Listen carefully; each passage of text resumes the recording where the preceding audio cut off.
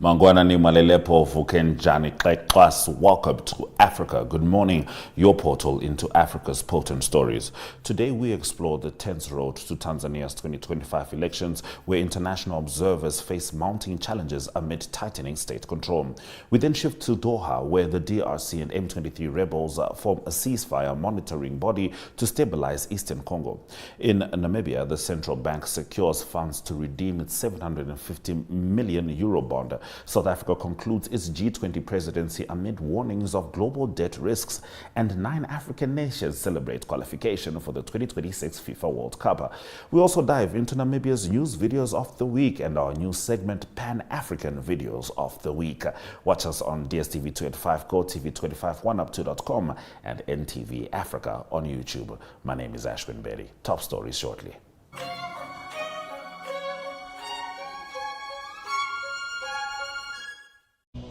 Life is unpredictable and one needs to be protected against any eventuality. Get Santam legal access from as little as $50 Namibian a month for when you find yourself in need of legal representation due to civil cases, criminal prosecution, and family matters such as divorce, child maintenance, and custody. It also covers labor disputes, disciplinary hearings, and unfair dismissal or retrenchment. With Santam Legal Access, you'll receive free legal advice on almost every legal aspect, whether the specific matter is covered by your policy or not. For true peace of mind and legal protection when you need it most, call us on 061 292 8000. Santam. This is freedom.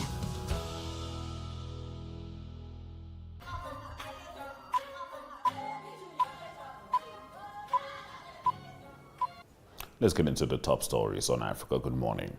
Tanzania's 29 October general elections are expected to test not only the country's democratic credentials, but also the credibility of international and regional election observers.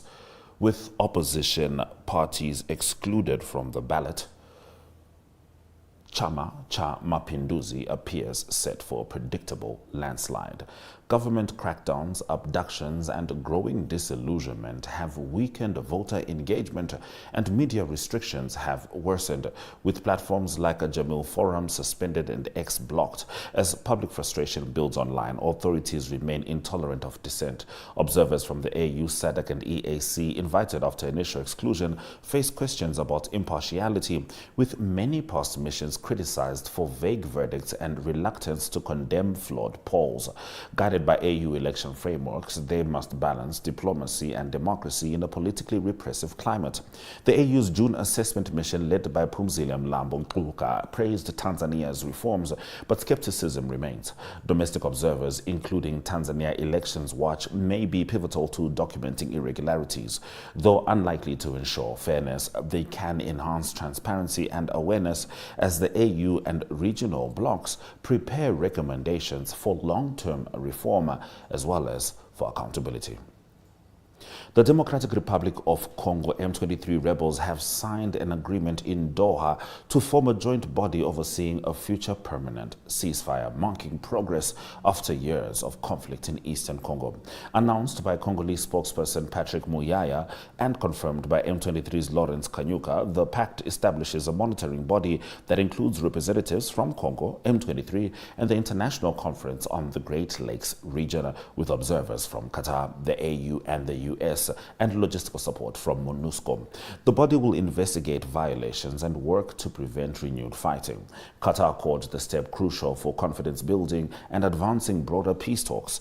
The ceasefire mechanism follows earlier agreements, including a prisoner exchange deal signed in September. Despite mediation efforts, clashes continue in North Kivu, displacing millions amid the humanitarian crisis. The UN recently reported renewed fighting, with 39 civilians killed in Ruchuru. UN envoy Huang Xia warned that the ceasefire remains fragile as both sides regroup and resume operations. Namibia's central bank has confirmed it has mobilized the full amount needed to redeem its $750 million Eurobond maturing on the 29th of this month, and this is the largest single debt repayment in the country's history. Governor Johannes Qavahab said during a monetary policy committee briefing that the redemption aligns with the sovereign debt management strategy issued in 2015 to fund development needs and strengthen the national budget. The Eurobond's repayment, equivalent to 13.5 billion Namibian dollars at an exchange rate of 17.5, reflects Namibia's commitment to creditworthiness. Qavahab assured that Namibia remains financially sound, emphasizing that country delivers on its commitments. However, he warned foreign reserves will drop by about 25% by the end of this year, from 63 billion in 2024. The central bank plans to explore currency swap arrangements to safeguard reserves and maintain external obligations.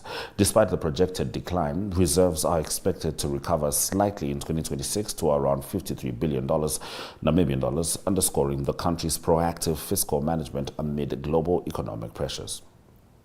South African Reserve Bank Governor Lesetja Kganyago has warned that rising global debt poses significant risks to financial stability, highlighting it as a top-tier concern for the Financial Stability Board during the D20 finance meetings in Washington.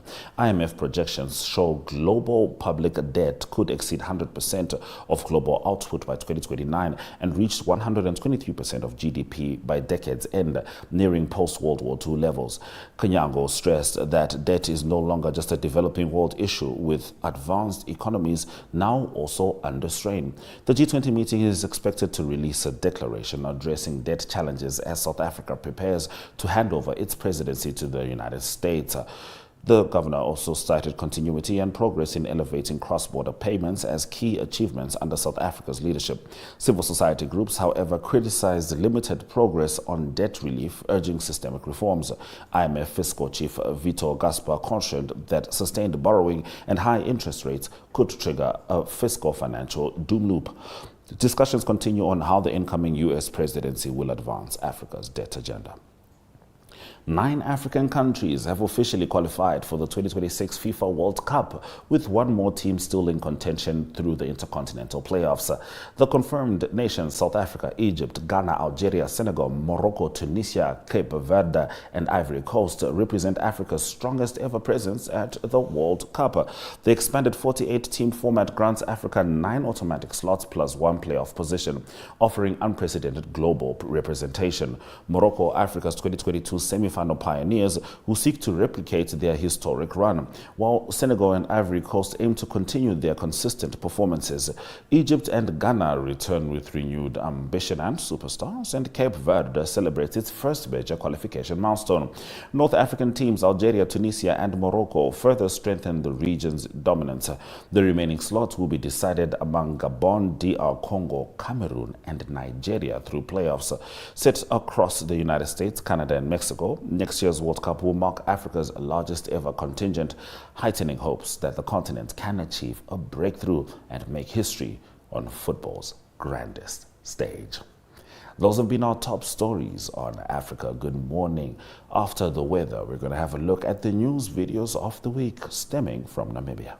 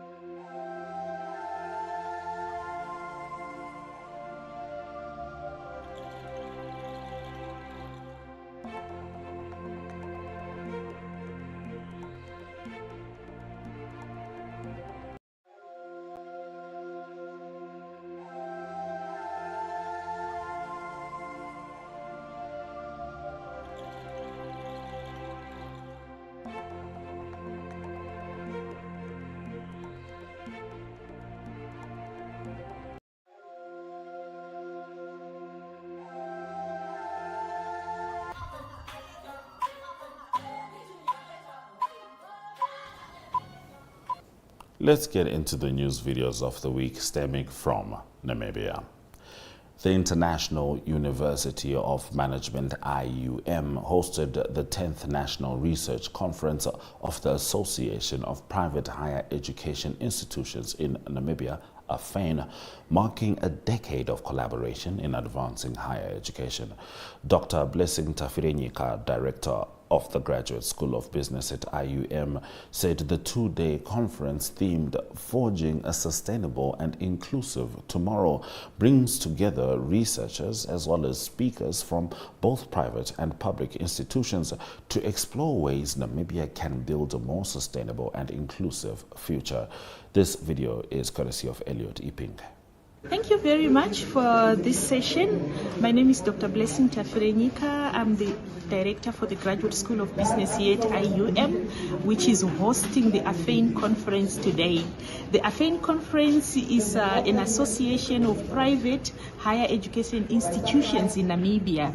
But this conference that we are having is the 10th conference since AFAIN was established a decade ago. So it's really a huge milestone and we are happy. Our theme for the current conference is forging a sustainable and an inclusive tomorrow. So this has brought many researchers. We have a list of speakers that are coming from private institutions as well as public institutions, speaking into how we can forge the sustainable and the inclusive tomorrow. So this is really exciting and we are looking forward. It's going to be a 2 days conference and we have just kicked off now, and we look forward to a great conversation and contribution to how our nation can move forward.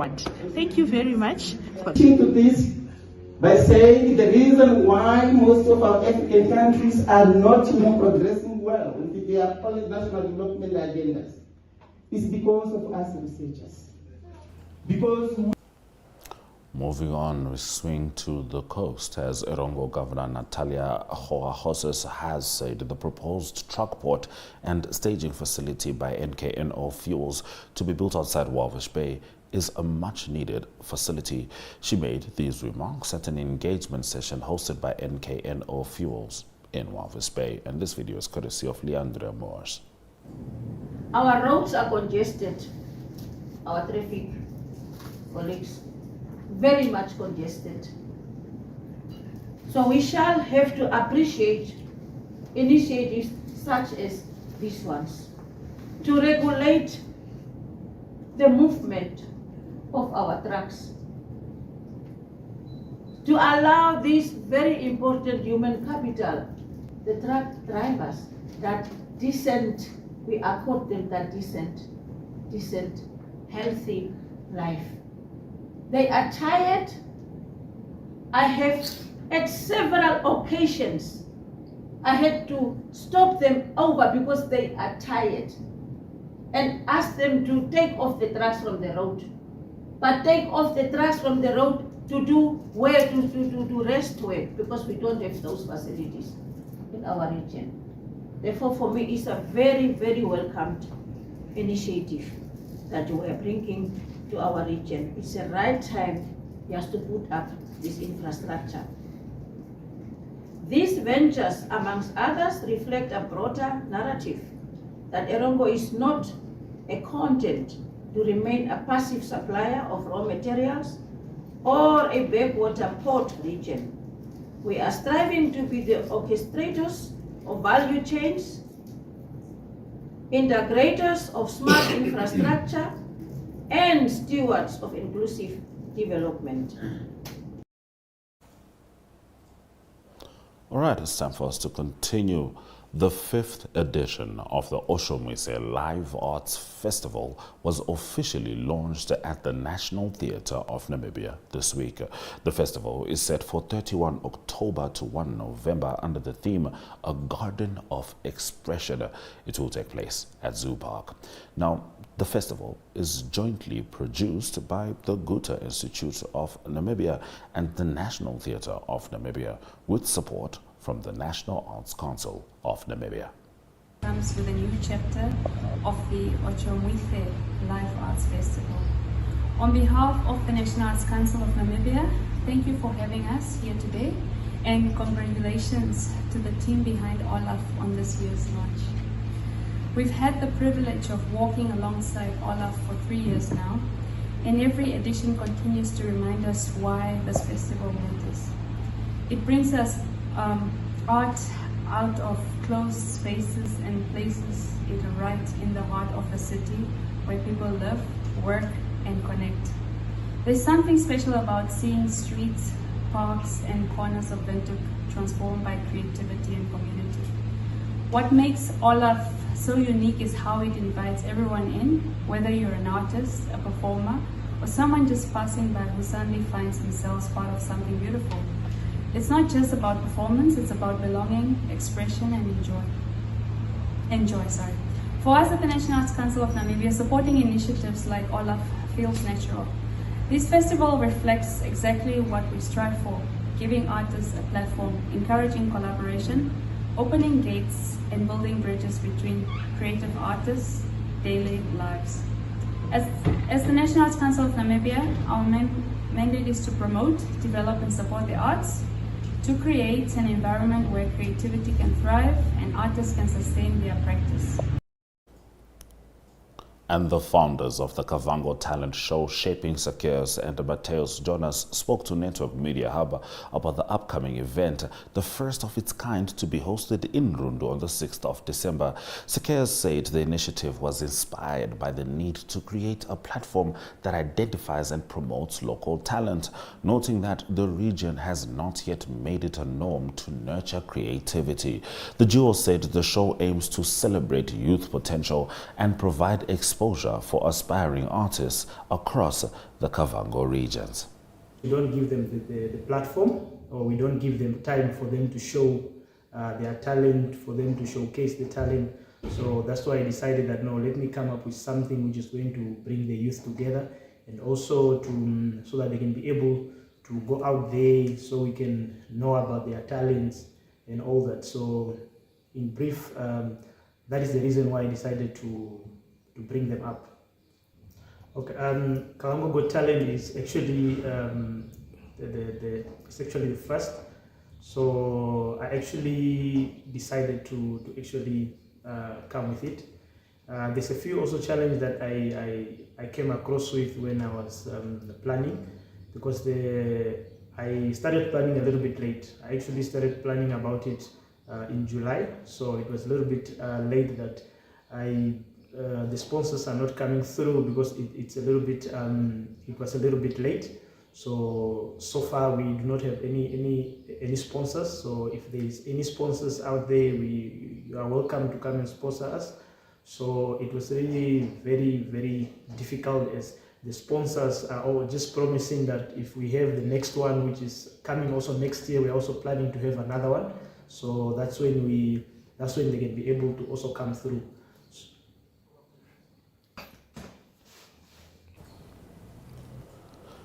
All right, those have been our news videos of the week stemming from Namibia. Let's have a look at the economic indicators, and when we return, it's our brand new segment, Pan-African Videos of the Week.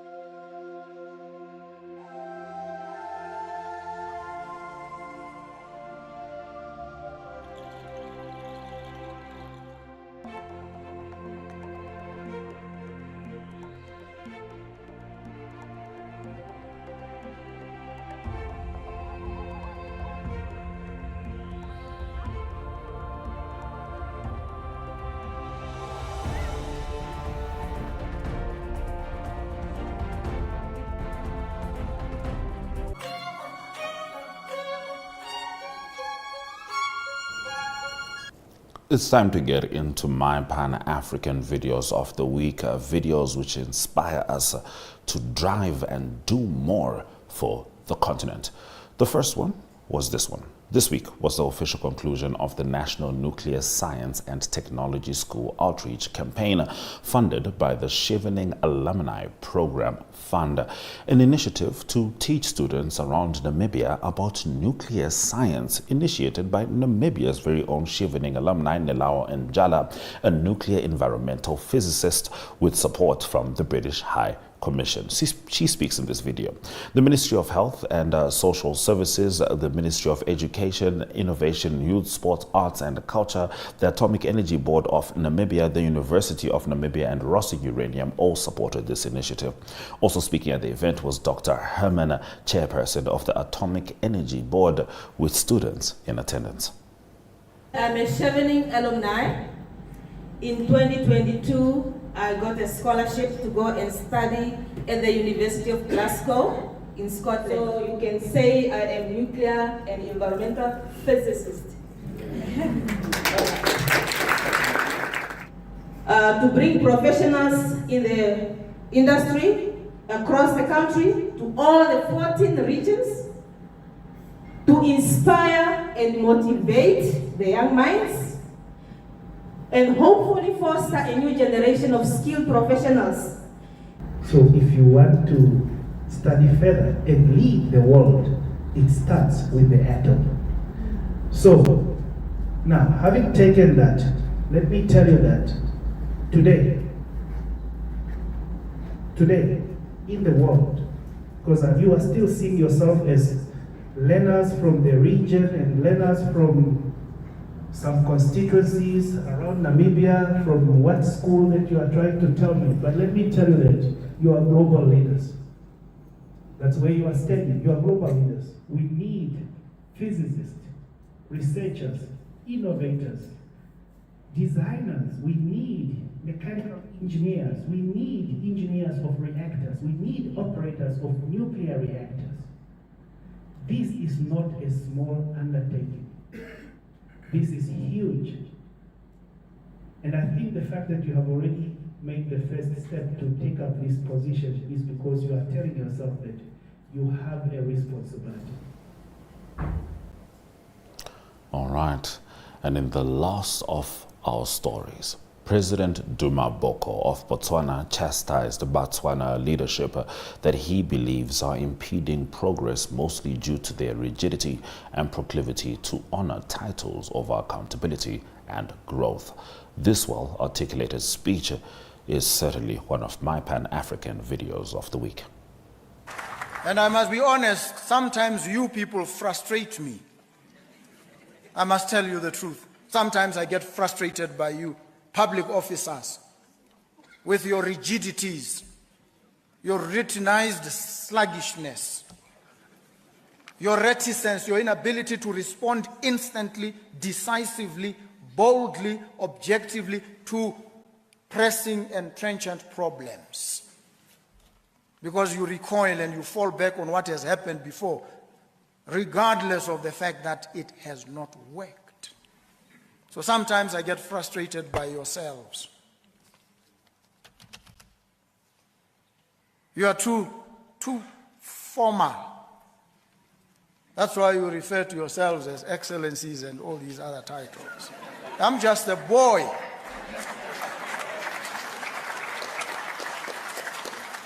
And I'm a boy to everybody. No formalities, because I want us to focus on the real issues. Appreciating that we are all subject to human frailties, foibles, and fallibilities. We know that. We're human.